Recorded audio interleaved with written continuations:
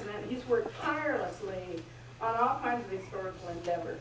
And he and his wife Mary have written a book that we've mentioned, and he's done extensive research on the Gould family and the first shareholders. And he's here to tell his story. Could I mention one more thing? We have a lot of pictures in the hall in little sleeves, and they're unknowns. They're pictures we have at the museum. We don't know who they are. Can you just, we've got a little slip in each little sleeve. If you know, have any idea, just take a look at them and just write down who you think they might be, maybe the year, maybe the place, because they're wonderful little pictures, but they'd be so much more valuable if we had a name on them. Thank you so much. Sorry, Chuck. Back to the Goulds. Okay, I'll start in 1880. The Gould family were living in Clarence, Missouri, my hometown, where I was born and raised. Aaron Miller Gould and Mary Eyre Gould were the parents of 13 children. 9 lived to adulthood, 6 sons and 3 daughters. When the father died in 1880, the sons started migrating to Colorado. First in Leadville and then soon afterwards in Aspen. They engaged in mining activities and were quite successful. Then they started a grocery store with one of their brother-in-laws, Edward Gould. That building is still there, the Gould Grover store. So with their money, one son got a law degree, George. Another son, John, got his medical degree from the University of Michigan. This was John, Dr. John. He was the first doctor to admit patients at the St. Mary's Hospital in 1896. And he performed the first 3 operations. His brother wrote one time that John took great pride in his appearance. And if he only had 10 cents to his name, he would get it to shine his shoes. Early in 1900, the idea for an irrigation system came to him. So in May of 1900, they came to Onion Valley and they hired a man by the name of Cotton for $5 to move some ditch and roll some rocks for a proposed dam site. They were trying to fix the date of priority for the water rights. Then in July, George Gould paid $1,400 to James D. Parsons for 160 acres and his rights in the Cedar Canyon and Iron Springs ditch. They had a survey made for the dam and the ditches, and they filed that with the state engineering. Then we go to the next spring, April 2nd, 1901. Here's what the Aspen Tribune had a little article in their paper. It said, Emmett Gould will leave tomorrow morning for the North Fork of the Gunnison River, where he and his associates are interested in a reservoir irrigation scheme. He takes with him 3 or 4 teams and sufficient men for a canal and ditch to be built, which will irrigate many thousands of acres of fruit and ranch land. The proposal is near Hotchkiss, already famous for the fine fruit it produces. Then later that year in September, they incorporated the Fruitland Land, Water, and Livestock Company. The incorporators were George Gould, Willard Gould, Emmett S. Gould, John Gould, Edward Grover, James Gould, and Laverne Foss. Later the name was changed to the Fruitland Irrigation Company. Willard, the oldest brother, was the promoter and enticed many people to come and settle on Fruitland Mesa. Willard off store right here in Hospice and was a postmaster for 4 years, from 1910 to 1914. The other brothers, James and Edward, pretty much stayed and managed the store in Aspen. Now, one of the descendants of Dr. John Gould is with us here today, Cynthia Taylor. Right back over there, would you please stand?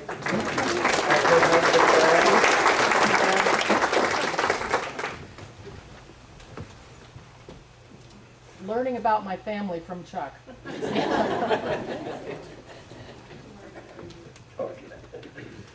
Okay, during the next few years, the homesteads were filed on Fruitland Mesa. The Goulds, Willard, the oldest, filed the homestead. His wife, Jenny, filed a homestead. His daughter, Flora, filed 2 homesteads, one of them with Nellie Southworth. His mother, Mary, filed a homestead. His sister, Mary A., filed a homestead. His son, Orlo, and another son, Herrick, and Annabelle Foss, sister-in-law of Dr. John, and Florence, James's wife. This is when the heirs made their appearance in this area. I'm sure there might be some relatives or descendants of heirs. Would anybody related to an heir please raise their hand?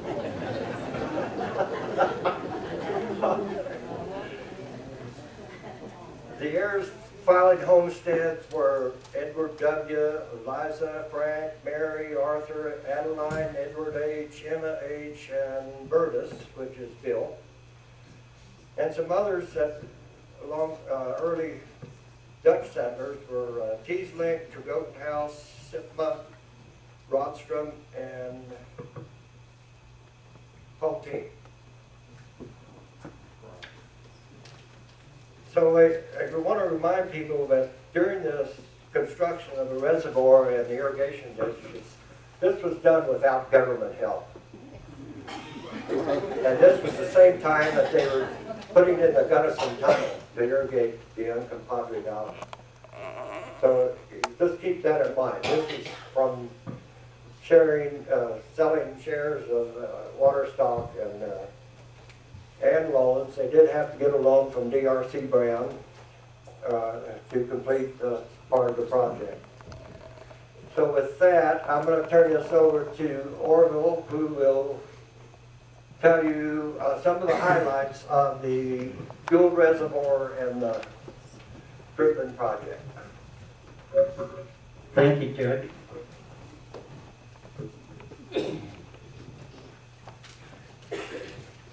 Some that I have down, Chuck's already told you about, so I'll start in. This is one of the, I got all this from the minutes of the Fruitland Irrigation Company, and this is one of 5 books.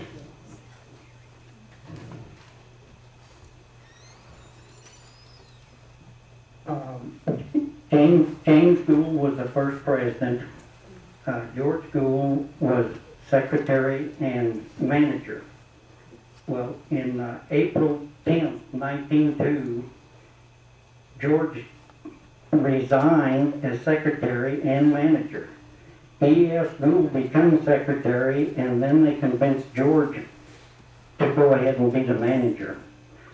The workers in 1901, and maybe you could raise your hand, some of these, if you're related to some of these people. Jay Cooper, Roy Cotton, Frank Eyre, Cleveland, Craig, and Carter.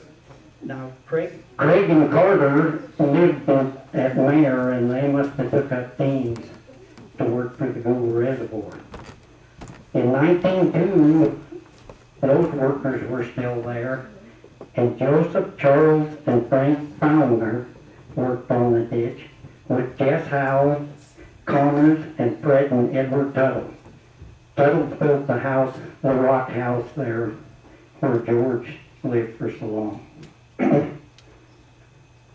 In 1902, more stockholders came. E.B. Critchlow, married to an heir. Sweet, Foss, Davis, Glenn Davis, Edward W. Eyre, and Addie E. Laird. September of 1902, we have added to our kitchen. We have enough bedding for 25 people during cold weather, $600 worth of lumber, a camp house and a stable for 16 head of stock, bunkhouses and tents. We have the best tools on the market, costing $200. Many tools for the blacksmith shop, 18 head of livestock with harnesses, 2 wagons, a sawmill, and the canyon ditch is almost done down to the flume. Now, they must have had that sawmill going then, because they were started on the flume. Besides some of these that they built to run water into the dam. But that's the flume where the upper tunnel replaced. But they almost had the ditch done down that far in just 2 years. Then they had a commissary here in Crawford, and I'm just going to read a few. 25 pounds of potatoes. This was income for the Goulds. 25 pounds of potatoes, 35 cents. 5 gallons of oil, $1.50. We charge $1 a day for board per man and 50 cents for his team. In 1904, we come up with quite a few more workers. Miss Mary Eyre, Estelle Porter, E.W. Eyre, A.J. Eyre, Frank Eyre, Glenn Davis, Jess Lou, Hal, Roy Cotton, Jay Cooper, and Johnny Lewis. Now, Johnny Lewis was a good friend to the family, and this T.W. Johnson, I don't know him, but I'm related to all the rest of them.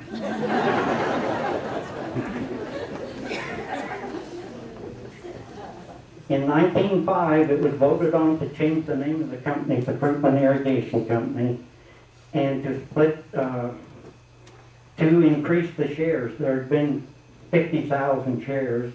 They increased those to 200,000 at $1 a share, and that's what it still is.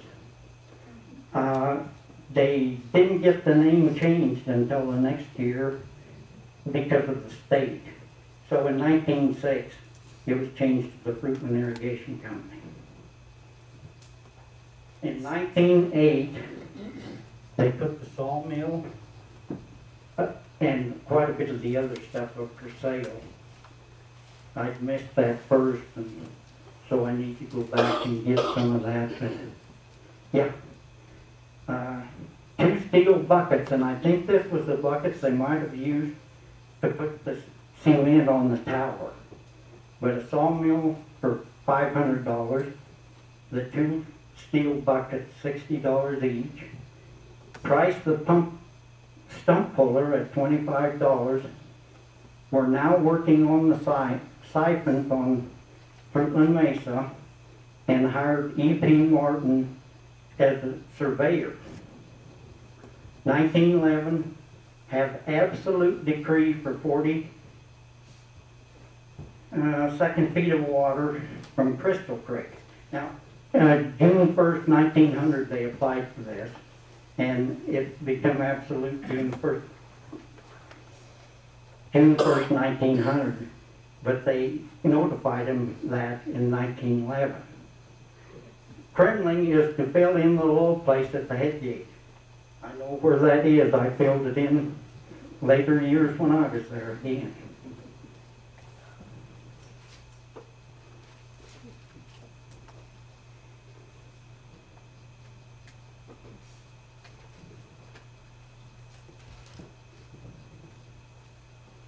In 1911, a thank you note was sent to the Cedar Canyon Iron Springs Ditch, the Cattleman's Ditch, for the use of their water. And in 1911, a stockholders meeting was called. Our funds are exhausted. Discussions were made to issue bonds not to exceed $50,000. Motion was made to sell all the horses but 4 and any other collateral not needed, and this passed by a 4-3 vote. So, that vote wasn't too popular, doesn't sound like. The Stoke system is used for measuring water on Fruitland Mesa, and this was accepted in 1912. In 1913, D.R.C. Brown was asked for a $10,000 loan. We also have a crusher for sale out on Fruitland Mesa for $75. Dire Fork ditch has to be moved and let a bid go for the North Dam. Now, in 1915, all bids for the upper tunnel were rejected, and one of these was W.D. Gould that bid that, and it was rejected. 1917, the high line was to be enlarged to carry 75 feet of water. 1919, Frank Yarnell got bid to cut a ditch around Gould and get rid of the plume. Now this plume was up on the high line, and they cut a ditch around the gulch and got rid of the plume. He done this for $1,700. Clyde Compton bid $7 a foot to put in the upper tunnel. And this bid was accepted. And then, I couldn't find in the minutes, till 1923, work had to be done in the upper tunnel, so I don't know when it was finished. But it didn't start till 1990.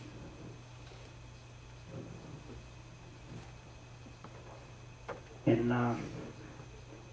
1920, iron siphon pipe was discussed, and that's all discussed. 1921, new siphons are to be delayed. In 1921, they had to renew the permit with the state for the dam. This permit was renewed. 1922, they decided to patch the old Hartman flume. 1923, Carl Wilson, the superintendent of the ditch, lost his eyesight and was replaced by Baldwin Burke.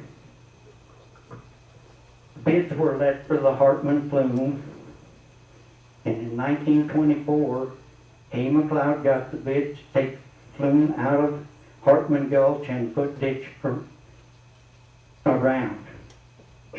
This was finished August 12th. Pond was to be run dry to fix the valve. No, that was, I said 1912, that was August 12th, 1924, that they finished the Hartman Gulch ditch.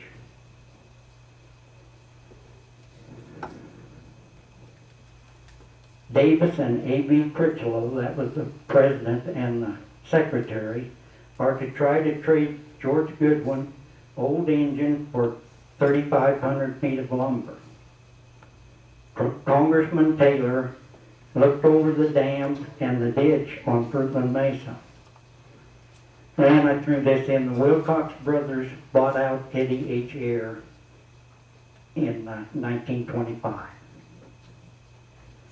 1926, J.C. Reed got bid to build a ditch around another flume on the High Line, and he got that bid for $2,000. That's Congressman Taylor was there for 2 years in a row. Congressman Taylor looked over dam and upper ditch. Old flumes ordered to be sold. 1927, measuring flumes were put in the inlet to the reservoir and outlets at the canyon ditch going on down to, at that time, I don't know who, Hartman, George Tracy, or, and get more timber sawed to save the tunnel. 1928, spring floods took out the head gate. 1928, John Lynch asked that the buildings be removed from his property. In 1929, Fred Hotchkiss surveyed the tunnels.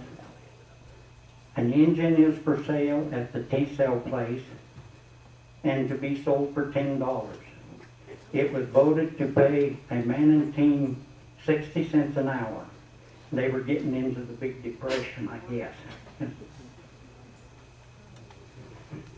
The big siphon broke and steel pipe was ordered. 300 feet of 14 gauge, 125 feet of 12 gauge, and 75 feet of 10 gauge. 1932, we had a decree, the company had a decree of 5,283 acre feet with 6,417 acre feet more when the dam was finished.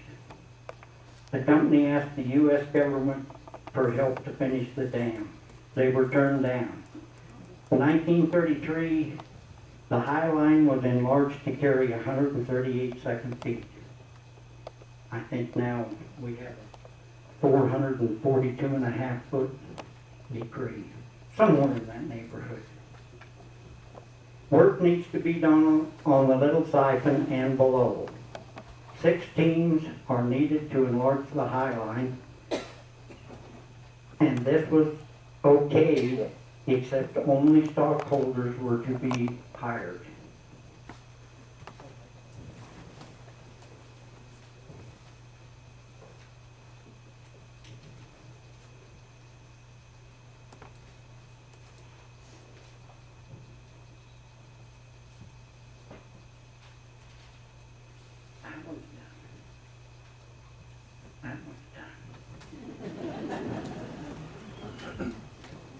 In 1934, the Aspen State Bank notified the company that they expected payment in full by June the 1st, as they were the exclusive stockholders of the unpaid bonds.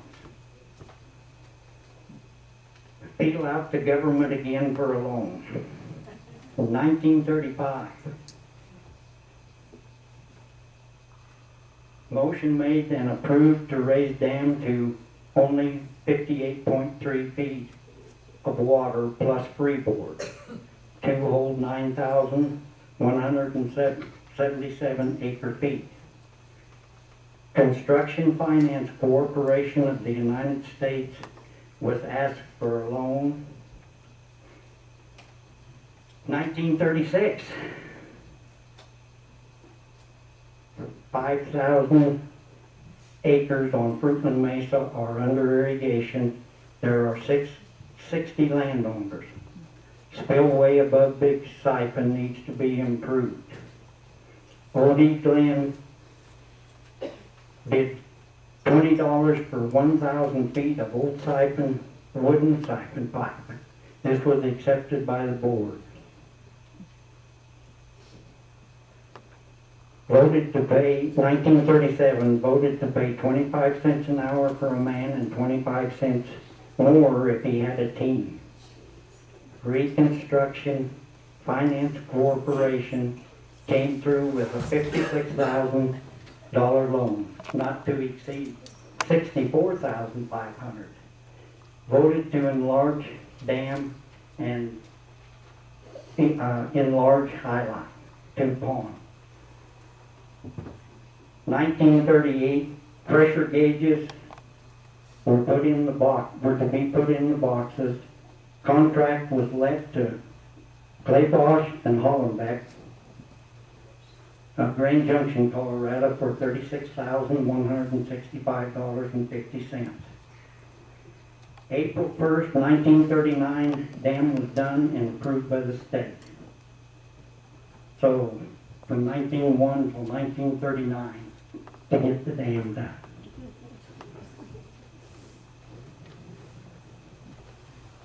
And then I went into 1940 a little bit, but work to be done between the tunnels voted to put cedar instead of sawed lumber in the tunnel. And Bill Air left the company as superintendent after 13 years.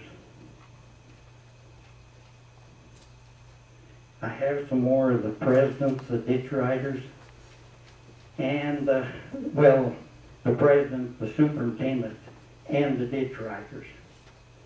And they'll be laying up here if you want to see them.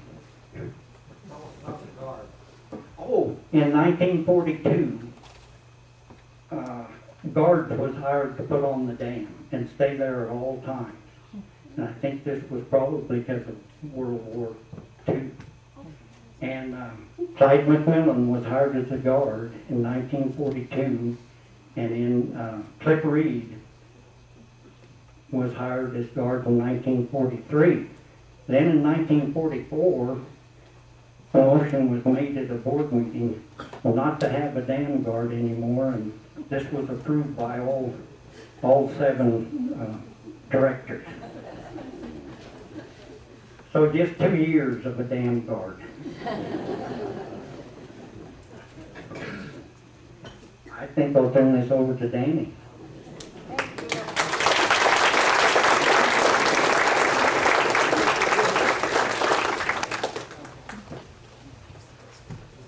Can you hear me?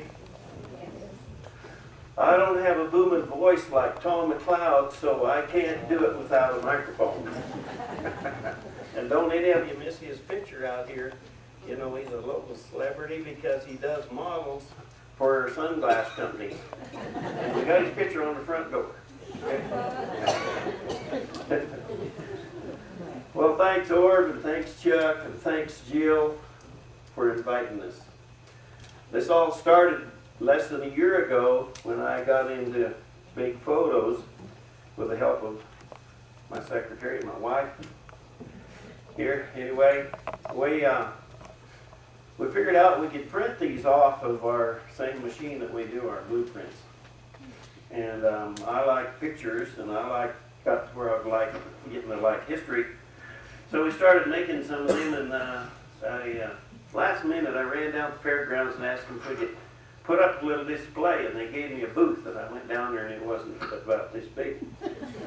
So, and I got there the next morning to put up a few pictures and they'd give it to somebody else. So we went outside and we set up under that front out there, and for 3 days with Orv and Chuck's help, we answered questions about these pictures. And the pictures, as you know, a picture is worth 1,000 words or more. And we've learned a lot of what Chuck and what Orv has told you. It really is built a fire, you might say, to learning more about the Goulds. I think if you go looking for this in the Bureau of Reclamation's office, you're going to find it referred to as the Onion Valley Reservoir originally. I don't know when it got changed or if it got legally changed, but because people honored Goulds and they worked so hard for so many years to get this thing reality, that to us locals,